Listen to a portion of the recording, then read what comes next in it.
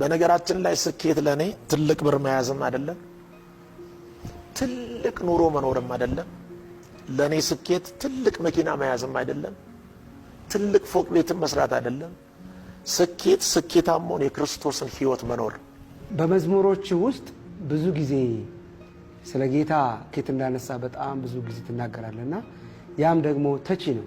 እና ለምሳሌ ሳላውቅህ ያወቅኸኝ ሕፃን ሳለሁ ያኔ አሳድገኸኛል አባቴ ለኔ የልጅነቴ ነኝ መቼ ይረሳኛል ውለታ ብዙ ነው ዛሬም ትዝ ይለኛል። እቺ መዝሙር እንደው ሁሉ ጊዜ ስለ ውስጤ ስላለ ብዙ ሰዎችም ውስጥ መቼም ይሄን ዘመሩ ማያለቅስ ሰው የለም። አንተ መቼም እቺ መዝሙር ዘመራት የሆነ ነገር ይፈጠራል ውስጥ ብያስባለሁ። እንደው እስቲ ስለዚህ መዝሙር ስለ መዝሙሮች የምጽፍበት አትሞስፌሮች ምን አይነት አትሞስፌሮች ናቸው? ያለ አባት ያደገ ሰው እግዚአብሔር ራሱ አባቱ የሆነለት ሰው ምን ይዘምራል ብለህ ትጠብቃለህ? ያለ እናት ያደገና ሰው አይሆንም ብሎ በቃ ከሰው ተራ መካከል የወጣው ሰውዬ ምን ይዘምራል ብለህ ታስባለህ? በእግዚአብሔር ታስቡ። በነገራችን ላይ መዝሙር ለእኔ በጣም ትልቅ ትርጉም አለው በዳንኩበት የድህነት ማንነቴ ላይ። ስለዚህ መዝሙር እኔ ግጥም መጻፍ ስላለብኝ አልጽፍም።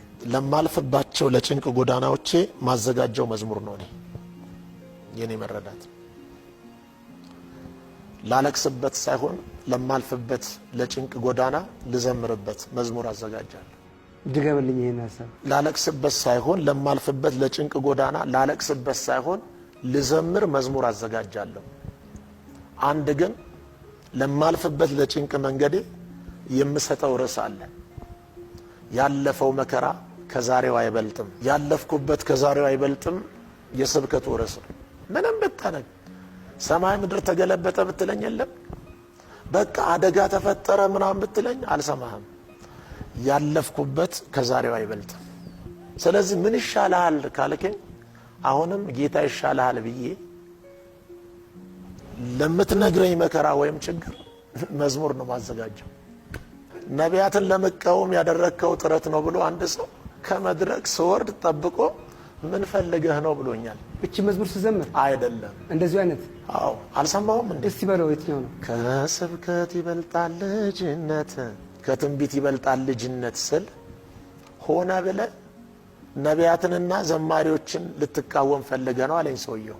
ካልበራው ሰው ጋር መዳረቅ እኔ ብዙ ጊዜ ማባከን ስለሆነ እስኪ በራው ድረስ አልፈ መሄድ ነው ያለብህ። የህይወት መለኪያው አይደለም መዘመር ወይ ነቢይ ተብሎ ትንቢትን መናገር።